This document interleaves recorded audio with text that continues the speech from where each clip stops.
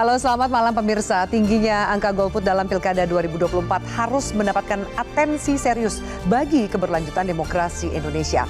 Partisipasi nasional yang hanya kurang dari 70% menimbulkan pertanyaan besar. Apakah fenomena ini menjadi cerminan ketidakpuasan publik terhadap para kandidat? Faktor kendala teknis atau kejenuhan masyarakat terhadap rangkaian padatnya pemilihan umum yang terus berlanjut selama 1 tahun ini. Bersama saya Afina Malik, inilah Panggung Demokrasi Pilkada 2024. Mengapa angka golput tinggi?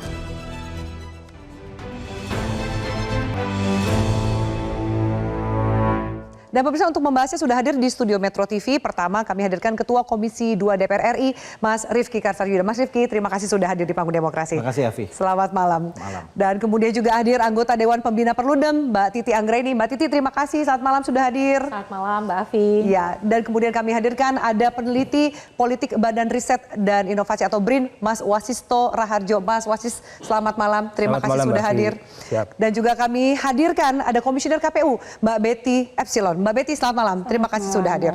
Sebelum kita bahas mengapa angka golputnya tinggi, ini juga menjadi pembicaraan masyarakat, menjadi atensi besar dari media-media. Saya mengajak pemirsa untuk melihat, karena selain besaran suara yang diraih oleh para paslon untuk keluar menjadi pemenang pilkada, yang juga menjadi atensi banyak pihak adalah soal, halo, mengapa angka golput dalam pemilihan pilkada serentak tahun ini ternyata cukup tinggi. Kita lihat ya, dari lembaga survei sampai KPU sendiri, ini menyebut angka golput di pilkada 2024 amat tinggi. Bahkan lebih banyak dari angka golput saat pilpres dan juga pileg di tahun yang sama.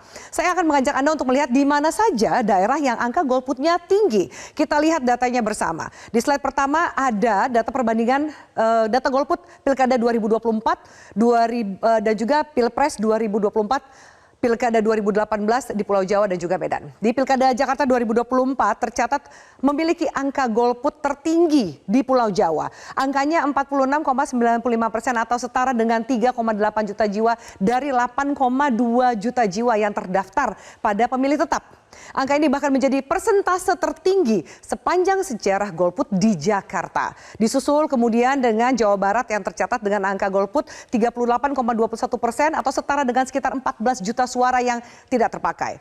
Hanya 22 juta dari 36 juta pemilih yang menggunakan hak pilih mereka.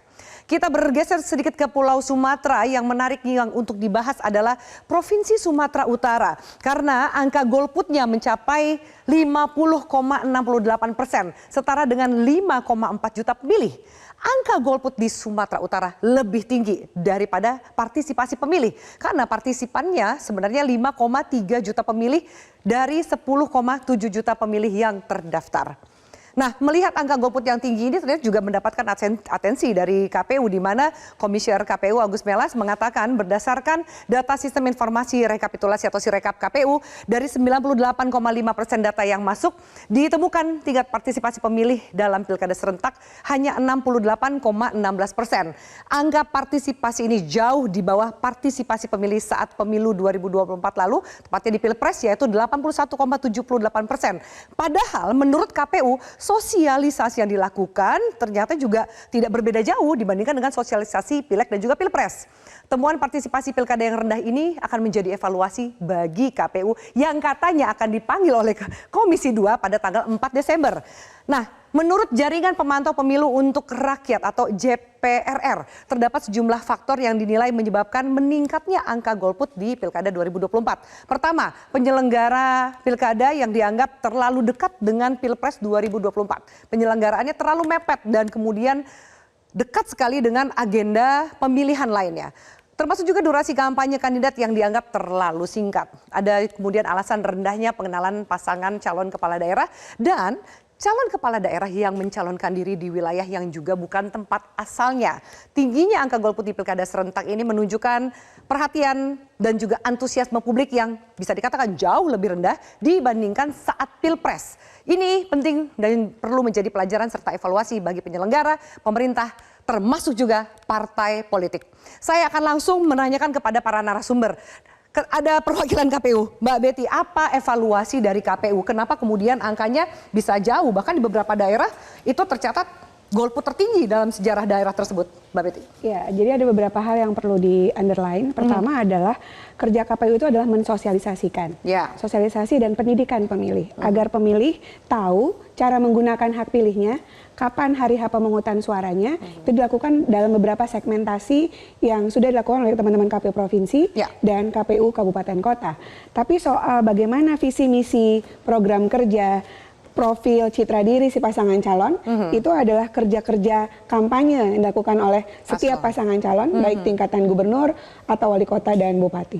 Dengan tingkat kemudian pemilih atau golput yang bisa dikatakan tinggi ini, antusiasmenya juga sepertinya kurang dibandingkan dengan Pilpres. KPU merasa gagal menyelenggarakan pilkada, minimal meningkatkan angka partisipasi pemilihnya, Mbak Betty? Secara konsepsi KPU adalah penyelenggara, berapapun tingkat partisipasi yang keluar dari produk apakah pemilu ataupun pilkada kali ini tentu akan kita terima, dan kemudian siapapun berapapun dari hasil yang sudah ditampilkan baik dari rekap berjenjang dari TPS ke PPK sampai dengan KPN Kota dan KPU Provinsi, itu yang menjadi hasil mau tak mau, suka tak suka akan kita terima. Tapi kan targetnya tentunya lebih baik daripada penyelenggara sebelumnya gitu kan. Target KPU sendiri sebenarnya berapa sih Mbak dari untuk pilkada serentak tahun ini? Kalau berkaca pada RPJMN yang lalu 77,5%. Ya.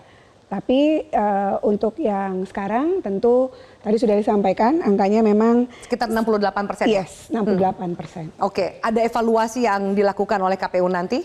Betul, kalau tingkat partisipasi pertama kali tentu dari sisi penyelenggaraan, sosialisasi yang lebih masif, tapi memang harus dikombin dengan bagaimana cara mengkomunikasikan ke publik soal visi misi si pasangan calon. Seberapa kencang pun KPU menyatakan ayo datang ke TPS, tapi dia tidak mengenali siapa yang akan dia pilih, tentu menjadi more or less pasti akan punya pengaruh, Mbak. Jadi intinya bahwa kemudian nggak semuanya menjadi tanggung jawab KPU gitu kan ya Mbak Betty ya, bahwa kemudian juga ada tanggung jawab dari parpol termasuk juga paslon. Mbak Titi, bagaimana Mbak Titi melihat ini? Bahwa nanti dulu nggak bisa semua menyalahkan penyelenggara, ada juga loh peran serta dari paslon dan partai politik. Iya, di Indonesia ini kita tidak punya instrumen terukur untuk membuat klasifikasi soal protes voting. Orang yang protes atau kecewa terhadap sebuah proses pemilihan yang bisa ada ukurannya spesifik. Kalau di beberapa negara itu mereka punya yang disebut dengan none of the above misalnya atau nota. Seperti kolom kosong lah kalau di calon tunggal. Kalau di calon tunggal kan jelas tidak setuju dengan calon, ada kolom kosong. Di Indonesia itu tidak ada. Sehingga ada yang mencampur adukannya dengan pemilih yang tidak pergi ke TPS. Jadi dalam fenomena Jakarta, angka partisipasi itu sebenarnya 57,5%. Nah, angka yang tadi angka golput yang disebut 46% tadi itu sebenarnya kombinasi antara pemilih yang tidak datang ke TPS ditambah dengan suara tidak sah. Nah, dengan demikian pemilih yang tidak datang ke TPS itu ada beberapa penyebab. Pertama, karena mereka memang apatis. Ya tidak peduli. Cuek sama politik gitu ya. Bukan hanya itu, mereka capek, jenuh, bosen dari mulai bulan Februari 2024 narasinya politik terus. Dari 2023 bahkan bahkan 2022 ya, ketika dimulainya Juni tahapan pemilu. Capek, jenuh, ya sudah untuk apa berpartisipasi, kan sudah pilpresnya. Apalagi narasi para calonnya sama. Menduplikasi, mereplikasi kekuatan elit politik nasional. Lalu juga ada yang betul-betul abstain. Tidak punya gambaran soal siapa yang mau dipilih. Akhirnya sudah memilih tidak pergi ke TPS. Nah yang ketiga adalah protes voting. Protes voting ini diekspresikan atau protes terhadap pilihan-pilihan yang ada, tidak bersetuju terhadap pilihan yang ada, satu, tidak mau datang sebagai bentuk protes, atau yang kedua adalah dia datang tapi dia mencoblos semua. Dan angka suara tidak sah di Jakarta itu anomali, di atas rata-rata, 7,68%.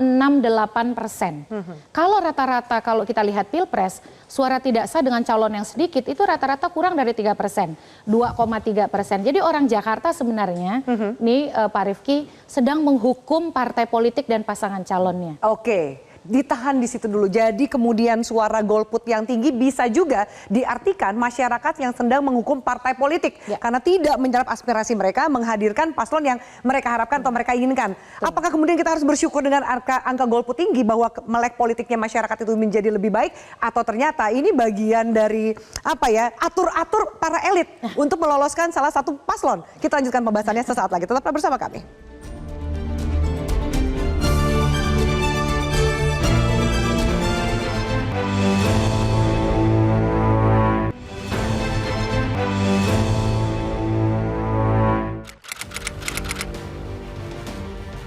Kalau kemarin sih gara-garanya ada tugas ya, jadi kerja ya, jadi nggak kerja dari pagi, jadinya nggak sempet untuk menggunakan hak pilih di TPS dekat rumah. Nggak ada calon yang cocok juga sih menurut saya. Calon yang cocok nggak ada, sama kurang ngasih tahu programnya apa gitu yang cocok untuk misi-misi ya, betul. Nggak tahu ya sama apa yang mau dipilih siapa gitu. Terus kan mereka kan juga visi misinya gitulah nggak tahu gitu kan. Terus juga nggak tahu impactnya yang kedepannya juga gimana gitu. Karena tidak ada partisipasi atau kampanye dari paslon yang bisa menggedor gitu loh partisipasi masyarakat, jadinya kitanya juga nggak tertarik. Jadi mendingan kalau misalnya di next pemilihan umum atau pilkada nantinya harus ada paslon-paslon itu harus kampanye ke tempat-tempat yang terpencil sekalipun. Jadi partisipasi masyarakat pun bisa naik gitu loh di pilkada kemudian. Lebih masif kali ya buat diajak ke apalagi mungkin ke yang anak-anak muda biar nyoblos kayak gitu. Terus juga mungkin bagi yang kerjanya kemana-mana mungkin bisa lebih dipermudah bikin suratnya agar bisa nyoblos di TPS lain gitu sih Kak. Menurutku sih pertama bukan cuma karena sosialisasi aja, tapi emang karena calon-calonnya ya. Jadi mungkin dari calon-calonnya lebih masuk lagi buat visi misi yang memang relate gitu sama masyarakat. Yang kedua mungkin untuk TPS-nya sendiri yang di luar kota atau apa itu dipermudah sosialisasinya. Jadinya mereka tahu gimana nih kita mau nyoblos kalau misalnya kita di luar kota gitu. Ya, baik, pemirsa, kami lanjutkan. Mas Wasis dan juga para narasumber lain, kita sudah dengarkan apa sih apa alasan yang membuat warga sepertinya memilih untuk golput saja, mulai dari pekerjaan sampai ternyata paslonnya kurang greget, paslonnya kurang turun ke lapangan sehingga mereka nggak tahu visi misi atau kurang juga sosialisasi. Tanggapan Mas Wasis kalau kemudian ini untuk evaluasi, tapi siapa yang harus bertanggung jawab golputnya makin tinggi itu gimana, Mas? Ya, kalau kita lihat memang salah satu yang membuat golput tinggi adalah ketimpangan kesamaan antara pemilih dengan paslonnya ya. Kalau kita lihat kan di sebagian besar daerah itu kebanyakan adalah generasi baby boomer atau X. Yang itu notabene mungkin komunikasinya berbeda dengan kebanyakan pemilih kita yang itu adalah generasi milenial dan generasi Z ya. Dan yang paling penting adalah narasi-narasi kampanye yang disampaikan oleh para paslon itu juga kadangkala monoton.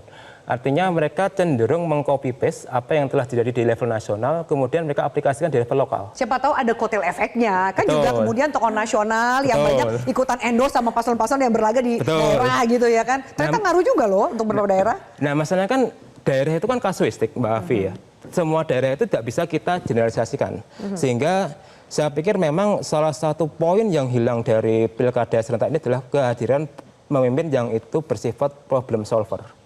Karena semua paslon ini ditarik dari proses yang sentralistis ya, perlu rekomendasi dari pusat dan sebagainya, sehingga kurang membumi di masyarakat, terutama dari kalangan pemilih muda ya, sehingga mereka tidak merasa terwakili di sana dengan adanya paslon-paslon yang ada di gambar, sehingga saya pikir golput itu menjadi pilihan yang rasional kemudian. Oke, tapi apakah kemudian partai politik sebagai pihak yang menyuguhkan para paslon ini mendengar, bahkan melihat, merasakan kritik yang dilakukan oleh pemilih yang memilih untuk golput daripada memilih, kan tadi ada yang mengatakan nggak menarik, nggak aspirasi saya gitu calonnya? Ya tentu mendengar, mereka mendengar dan juga memeriksa ya, cuman kan agenda nasional lebih kuat daripada agenda publik. Ya misalnya ada politik sapu jagat lah yang berusaha memadukan antara koalisi nasional tinggal lokal, kemudian agenda penyamaan kebijakan dari level pusat ke daerah. Artinya narasi-narasi besar ini yang kemudian meminggirkan suara-suara pemilih di akar rumput. Dan inilah yang menjadi penyebab salah satunya Mbak Afi. Oke, baik. Ketika kemudian kritik juga dilemparkan kepada partai politik. Mas Rifki sebagai Ketua Komisi 2, apa yang sejauh ini bisa ditangkap oleh Komisi 2 soal tingginya angka golput? Mas Rifki juga mengatakan bahwa ini sesuatu yang perlu diatensi secara serius ke depan. Iya, Komisi 2 DPR RI yang memiliki tugas konstitusional melakukan pengawasan terhadap kepemiluan, mitra kerjanya Bu Betty dan kawan-kawan, KPU, Bawaslu, dan DKPP, tentu menaruh perhatian besar terkait hal ini. Kita memang harus melakukan kajian yang mendalam dan objektif, Afi, terkait dengan fenomena ini. Tentu malam ini kita tidak bisa menyimpulkan kira-kira faktor-faktor apa yang membuat golput itu semakin tinggi. Bahkan kita juga tidak adil rasanya mengatakan bahwa tingkat golput yang tinggi itu sama dengan membuat delegitimasi terhadap pemilu kita itu sendiri. Itu satu.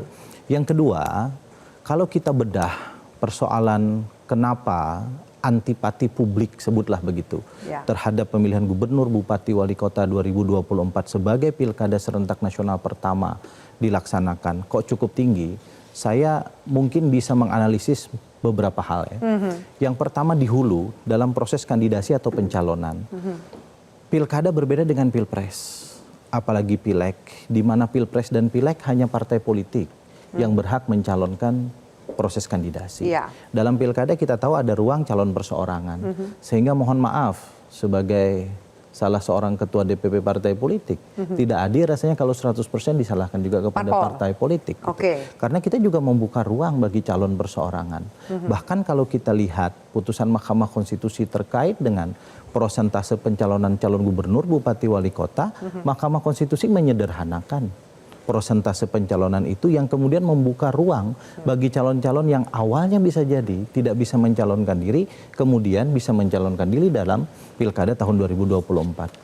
Kendati demikian ada beberapa persoalan. Satu, agenda politik nasional, terutama pilpres, yang kemudian setelah pilpres, konsolidasi politik nasional terjadi, hampir semua partai politik masuk dalam kubu pemerintahan.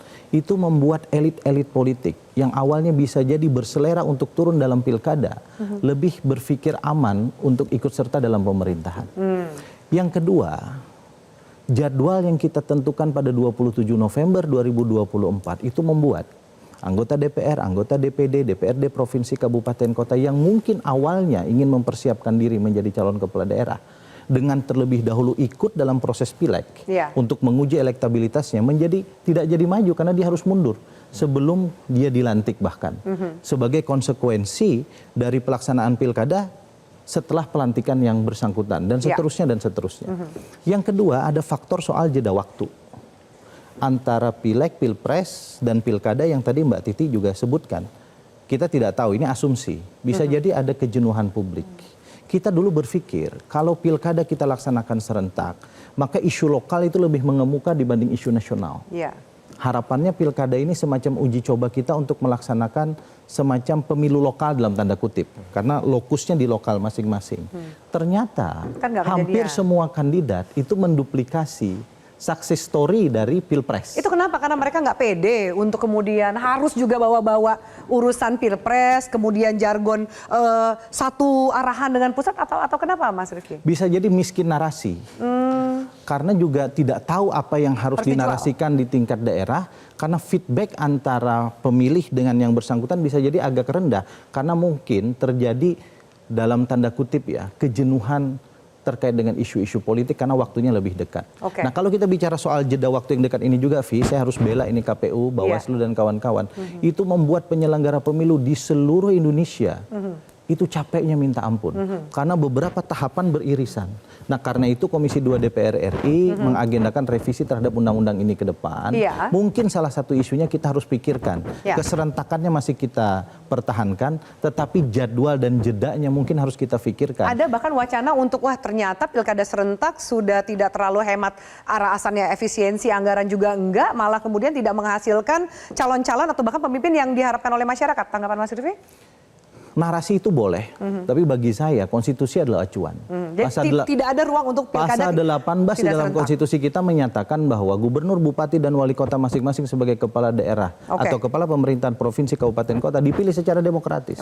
Kata demokratis itulah yang harus menjadi acuan kita. Boleh langsung, boleh tidak langsung, yang penting kita sepakat bahwa demokrasi di Republik ini tidak boleh legitimasinya tergerus oleh satu sistem pemilihan yang kita pilih. Oke, baik. Ngomongin soal legitimasi, pertanyaan saya berikutnya juga untuk para narasumber adalah, jika, ini pertanyaan masyarakat, jika ternyata jumlah golputnya lebih tinggi daripada angka partisipan, bagaimana legitimasi dari paslon yang memenangkan pilkada? Termasuk bagaimana dengan kualitas pilkada kita kalau angka golputnya ternyata lebih tinggi daripada angka warga yang memilih? Usai jeda pemirsa, tetap bersama kami.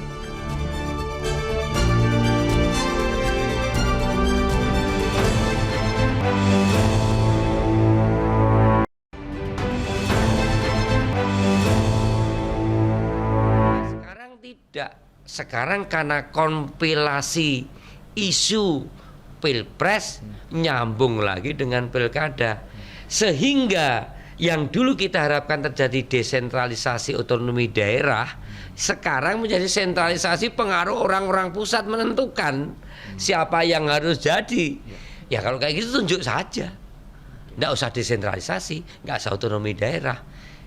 Jadi harus dilihat, Komisi 2 akan melihat marwah dari pilkada ini apa, memperkuat desentralisasi itu aja. Saya kira itu. Kami lanjutkan pemirsa, bahkan Mas Arya Bima mengatakan tadi ya udahlah nggak usah pakai pemilihan, tunjuk aja kalau kemudian rasanya sangat diatur oleh pusat atau sentral gitu. Mbak Titi, saya ingin menanyakan bagaimana jika jumlah golputnya tinggi atau bahkan daerah ada yang angka golputnya melebihi angka partisipannya. Legitimatenya mungkin tetap secara hukum masih berlegitimasi, tapi bagaimana dampak dari pemerintahan kepala daerah itu ke depan? Ada satu daerah di Indonesia yang pernah angka pengguna hak pilihnya itu 25%. Itu Kota Medan. Apa dampaknya? Yang pertama tentu dia menjadi perbincangan politik terus-menerus di Indonesia ya. Soal bagaimana demokrasi lokal ternyata tidak mendapatkan antusiasme dari pemilih. Jadi itu akan menjadi rekam jejak daerah juga. Secara keabsahan hukum, legitimasi hukum tidak ada masalah. Toh juga dia ketika memimpin akan menjadi pemimpin untuk semua. Bukan berarti kemudian dia hanya menjadi pemimpin sejumlah kelompok dia, tertentu. Gitu ya? Nah tetapi dalam konteks apalagi dinamika kepemimpinan politik lokal, pasti itu akan menjadi sorotan dari publik ketika menilai kinerja kepemimpinan seseorang, terutama kalau kinerjanya buruk, akan selalu diasosiasikan dengan dukungan minimal dari publik.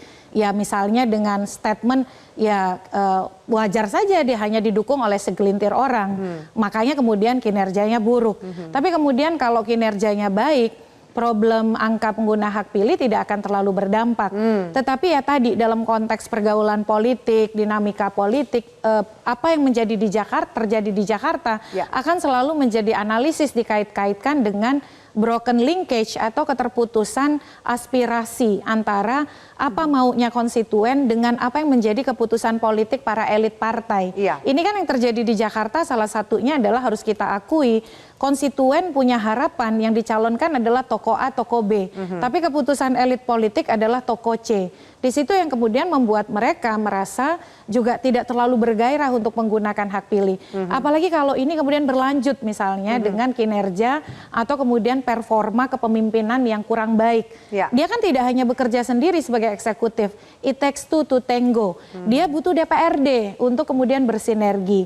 Nah jadi dalam konteks ini kalau komunikasi politiknya baik bisa saja tidak akan banyak masalah. Tapi kalau komunikasinya buruk, misalnya sebagai seorang pemimpin komunikasi politik, angka pengguna hak pilih yang rendah itu akan selalu menjadi sorotan untuk melemahkan kepemimpinan politik seseorang. Jadi terbawa bebannya terus-menerus ya. Oke, Mbak Betty mau menambahkan, silakan sebelum aku ke Mas Wasis. Iya, jadi dalam sistem keterpilihan, berapapun yang akan sudah ditentukan, kecuali DKI Jakarta 50% plus 1, itu akan menjadi suka tak suka, mau tak mau, dia tetap legitimate. Dia tetap akan memimpin tingkat lokal yang merupakan hasil pilkada tahun 2020. Kecuali kota kosong ya. Ada beberapa daerah seperti Bangka dan Pangkal Pinang yang kota kosongnya menang, harus diadakan pemilihan suara ulang. Betul, pilkada berikutnya, tahun depan. Tahun depan. Betul. Nah ini banyak pertanyaan. Lalu kemudian dari hari ini sampai menuju tahun depan pilkada ulang itu, siapa yang akan memimpin? Pemerintah akan menunjuk siapa yang akan menjadi PJ Bupati atau wali kota yang ada di sana. Oke, Mas Wasis mau menambahkan soal kemudian angka golput yang tinggi apakah akan menjadi beban bagi pemerintah berikutnya, termasuk juga fenomena kota kosong, ada 2 yang menang dan 35 lainnya ternyata suara kota kosong itu menang cukup signifikan, Mas Wasis. Ya, pilkada kan sebenarnya esensinya mendekatkan hubungan emosional antara paslon dengan pemilih ya. Artinya kalaupun mereka yang menang itu berarti mereka sudah memiliki semacam ikatan emosional dengan para konstituennya. Nah, kalaupun nanti yang menang itu kotak kosong di satu tempat, itu akan secara psikologis membuat kerenggangan antara gubernur atau kepala daerah terpilih dengan publik. Karena merasa bahwa yang dilantik itu bukan yang mereka inginkan. Bukan yang inginkan, tidak mewakili identitas mereka, tidak memiliki apa yang mereka rasakan, sehingga yang nanti diingat, yang tadi Mbak Titi bilang ya, bahwa selalu hal-hal yang sifatnya kejelekan, hal-hal sebelum itu. Dan mungkin ekspresi yang muncul adalah lama-lama gelombang kritis itu akan mencuat ya. Kalau misalnya kepala daerah yang bersangkutan itu membuat blunder atau mungkin membuat manuver yang itu tidak sesuai dengan kehendak mayoritas di ruang publik, Mbak. Lalu Mas, kalau kemudian ada yang melihat, tadi Mas Wasis mengatakan bahwa ini rasanya sentralistik banget ya. Semua berkaca pada Pilpres, tokoh-tokoh elit yang di pusat yang mengatur segala macam. Bagaimana memotong itu agar kemudian rasa kedaerahan, isu-isu lokal itu lebih terangkat? Ya, sebenarnya kan esensi otonomi daerah ini kan ada di tingkat 2, kabupaten dan kota. Dan kalau lebih baik memang di tingkat Wilgub ini diadakan pemilihan tidak langsung. Yang itu dilakukan oleh DPRD, itu lebih hemat biaya politik daripada satu daerah harus 2 pilgub dan pilwal. Tapi kita pilkada langsung karena kita punya kritik yang begitu besar soal pilkada tidak langsung loh Mas Wasis. Betul, tapi kan esensi otonomi daerah kan ada di kabupaten kota gitu loh Mbak. Dan ini yang perlu kita perhatikan, bahwa mereka lah yang menjadi garda terdepan dalam pelayanan publik gitu loh. Dan selama ini kan posisi gubernur kan hanya sebagai pelaksana administratif. Sebelum kemudian ditarik semua sebagian di level kabupaten kota sehingga gubernur kelihatan punya wewenang seperti itu. Tapi ke depan memang untuk menghemat biaya politik yang tingkat tinggi, itu baiknya ada semacam pemilu hybrid sih kalau menurut pandangan saya. Pemilu hybrid? Ya. Konsepnya gimana tuh? Ya artinya ada yang langsung dan tidak langsung, sehingga di sini kita bisa melihat kedekatan emosional itu lebih banyak di tingkat kabupaten kota, dan provinsi mungkin hanya di tingkat DPRD saja seperti itu. Oke, Mas Rifki sempat menyatakan mau mendorong Omnibus Law pemilu. Apakah kemudian ide seperti Mas Wasis ini bisa masuk gitu? Is it a good idea dan solusi bagi angka golput yang tinggi, Mas? Kalau Omnibus Law kan soal metode penyusunan peraturan perundang-undangan ya, bukan bicara substansi. Kenapa kita mau Omnibus Law? Agar kita nggak terkuras energi aja. Kita membahas undang-undang pemilu, undang-undang parpol, undang-undang pilkada, bahkan saya ingin menghadirkan undang-undang hukum acara tentang sengketa pemilu. Karena selama ini kita nggak punya. Nah, tapi begini Vi, saya ingin tanggapi nih. Ya. Kita punya undang-undang Mas Wasis ya? Semua. Oke. Kita punya undang-undang pertama namanya Undang-Undang Nomor 1 Tahun 1945. Itu undang-undang tentang pemerintahan daerah. Mulai dari Undang-Undang 145 sampai dengan undang-undang terakhir sekarang terkait dengan pemerintahan daerah, semua yang kita bicarakan itu udah pernah kita coba. Mulai dari tunjuk, DPRD menyajikan sekian calon, pemerintah memilih, DPRD murni memilih, dipilih langsung, semua udah kita pernah. Dan kita rasanya tidak pernah puas dengan uji coba semua pola pemilihan kepala daerah ini. Yang ingin saya katakan adalah bahwa mungkin kita perlu melakukan refleksi serius secara ketatanegaraan terhadap seluruh sistem yang sedang kita bangun ini. Karena itu Omnibus Law saya berharap menjadi bagian dari ikhtiar keseriusan kita dalam bidang legislasi untuk merumuskan ini. Termasuk misalnya kalau kita bicara soal mengkaitkan dengan pola pemilihan dengan titik otonomi, itu kan satu diskusi yang tidak mungkin bisa kita putuskan hanya dengan memutuskan bagaimana pola pemilihannya tanpa kita mengutak-atik di mana titik otonomi. Karena itu Omnibus menjadi penting. Itu satu. Yang kedua, sampai lupa saya mau ngomong.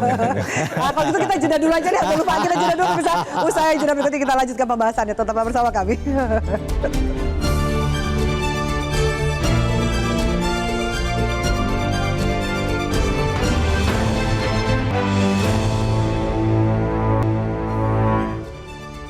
Ya baik pemirsa, kita lanjutkan. Mas Rifki tadi sempat terputus oleh jeda, sempat Anda mengatakan bahwa ini tuh sudah mencoba berbagai macam cara, sistem, bahwa kita yakin ini yang mendekati menangkap aspirasi masyarakat secara langsung. Ya ada 2 indikator. Yang pertama, ketentuan pasal 18 ayat 4 Undang-Undang Dasar Negara Republik Indonesia tahun 1145 yang saya katakan tadi, bahwa pemilihan gubernur, bupati, dan wali kota harus dilaksanakan secara demokratis. Yang kedua ada putusan Mahkamah Konstitusi yang menafsirkan tafsir demokratis itu untuk pemilihan kepala daerah. Tapi dalam konteks sebagai Ketua Komisi 2 DPR RI, saya membuka ruang diskusi dari berbagai macam afiliasi politik termasuk kawan-kawan lintas fraksi untuk kemudian mengusulkan. Hanya saja bagi saya indikator konstitusi ini tidak boleh kita langgar. Satu. Yang kedua, Vi, yang ingin saya tanggapi adalah terkait dengan menangnya kotak kosong dibanding kemudian paslon. Jadi begini, kalau situasi normal, tidak terjadi intimidasi, tidak terjadi intervensi, tidak terjadi rekayasa terhadap pemilih untuk dia datang ke TPS, apakah memilih paslon atau kotak kosong. kita boleh kemudian berstatement bahwa paslon itu dari sisi legitimasi politis dan sosiologis bisa jadi tergerus. Tapi di beberapa tempat, kotak kosong itu digerakkan oleh satu dendam politik, oleh kepentingan ekonomi tertentu, oleh penghukuman secara politik kepada orang yang sedang nyalon agar kemudian karir politiknya mati. Itu daerah mana? Sebutin aja. Ya. Contohnya? Kan harus ada datanya, jangan kemudian asumsi dari Ketua Komisi 2 nih. Contohnya? Jadi begini, salah satu kota di Sulawesi Selatan tahun 2018 itu kotak kosong kalah. Kotak kosong menang. Kenapa? Karena ada gerakan membarengkan antara yang kosong dengan salah satu calon gubernur. Kenapa begitu? Karena orang mau memilih calon gubernur ditanya, Pak, kalau di kota nanti milih siapa? Yang kosong aja. Ternyata calon gubernurnya menang, yang kosong juga menang. Saya tidak mengatakan ini intervensi, tidak. Tapi afiliasi politiknya menjadi sama sebangun. Antara keinginan orang memilih si calon gubernur yang dia harapkan dengan kotak kosong. Nah, kalau kemudian situasi seperti ini kan kita nggak adil, Mas Wasis. Ingin mengatakan bahwa kalau orang milih kotak kosong berarti dia nggak suka sama calon ini. Calon ini membosankan, kinerjanya nggak baik, delegitimasi, nggak adil. Karena itu mari kita lihat ini benar-benar. Saya minta Mas Wasis dan teman-teman peneliti, akademisi cek barang ini benar-benar. Agar Kak Betty nanti kita minta evaluasi juga benar gitu. Tapi apa 37 daerah yang paslon melawan kotak kosong situasinya sama seperti yang dikatakan Mas Rifki? Kebanyakan seperti apa? Mbak Titi, bahwa kan tadi Mbak Titi mengatakan ya ini juga kemudian bisa jadi hukuman dari pemilih karena tidak menyukai paslon yang didukung dan lain-lain. Mbak Afi, jadi memilih kotak atau kolom kosong di surat suara itu tidak sederhana. Pertama, dia harus tahu bahwa dia punya dua pilihan, calon tunggal atau kolom kosong sebagai ekspresi politik. Yang kedua, dia harus paham bahwa memilih kolom kosong ada konsekuensi. Kalau dia dapat suara terbanyak, pilkada ditunda tahun depan di bulan September.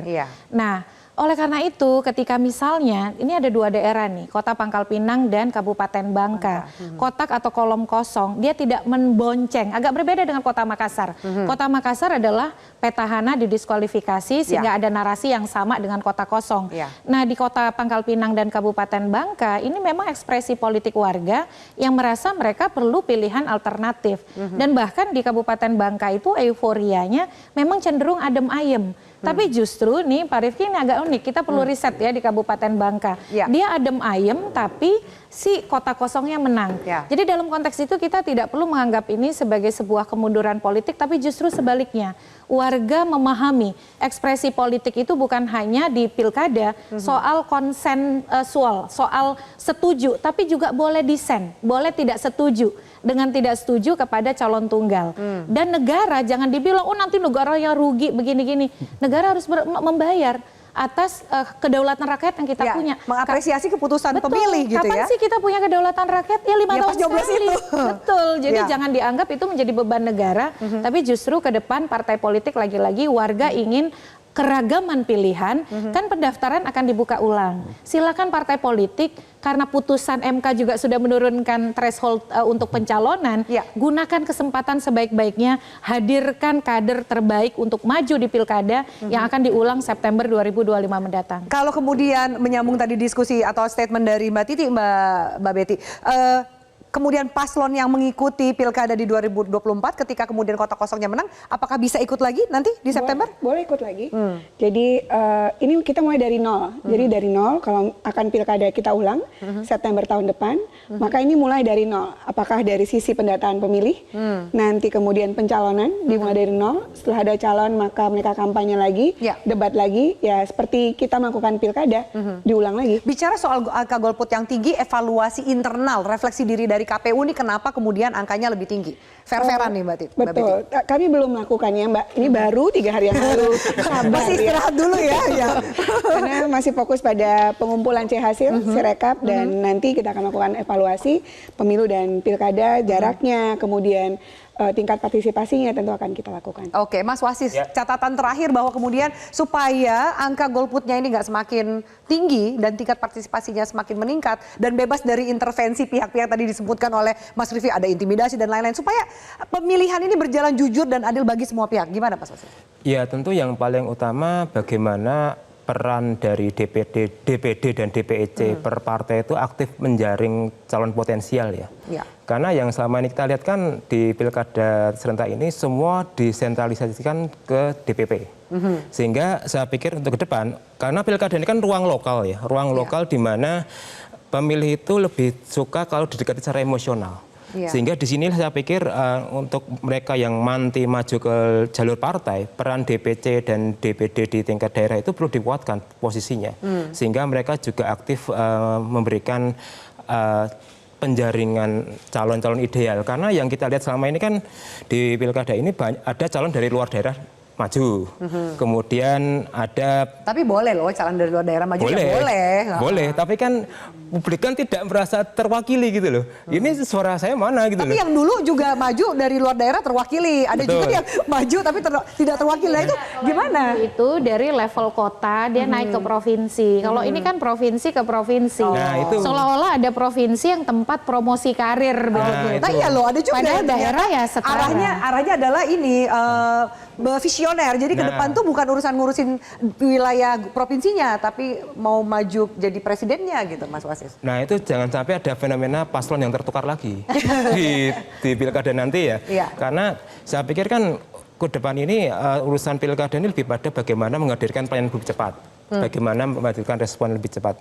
Artinya esensi itu yang lebih ditekankan oleh peran para partai lokal ya, terutama juga para tokoh-tokoh di daerah, sehingga mereka tidak harus merunut rekomendasi dari pusat untuk bisa menominasikan paslon. Tapi keputusan kan di tangan DPP, bahkan di tangan ketua umum. Itu juga sering kita dengar loh. Bagaimana kemudian pemilih bisa mengkritik cara parpol bekerja jika statement itu masih menjadi pegangan? Nah, kembali ke publik, apakah mereka mau menerima atau enggak? Bisa jadi mereka akan golput lagi di pemilih kada berikutnya, atau mungkin tidak akan memilih. Sehingga saya pikir hukuman dari para pemilih ini menjadi semacam refleksi bagi parpol ya, agar mereka lebih juga hati-hati, tidak memaksakan kehendak nasional ke level daerah. Oke, closing statement saya respon dikit. Iya, baru saya mau kasih Mas Ifka, saya lihat udah mau menanggapi, silakan. Iya. Singkat. Badan hukum partai politik itu satu tunggal. Jadi ketua umum dan sekretaris jenderal itu cuma satu. Yang di bawah-bawah itu satu kesatuan badan hukum. Tapi bukan berarti partai politik, Mas, tidak menggunakan mekanisme bottom up.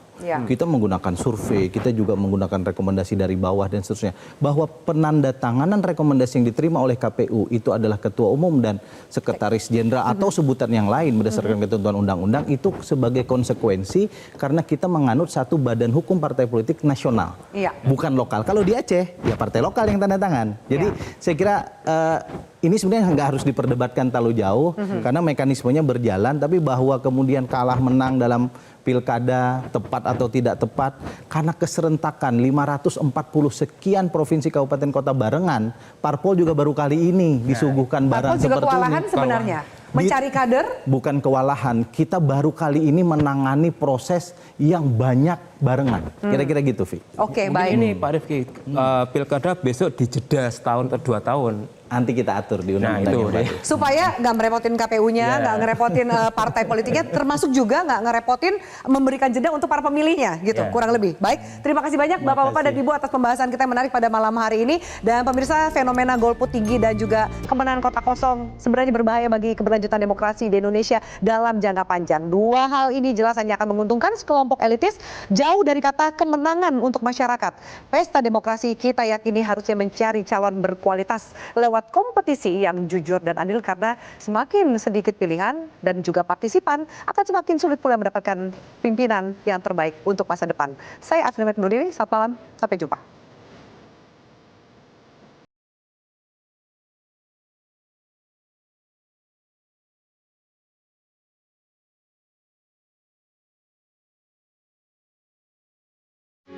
Metro TV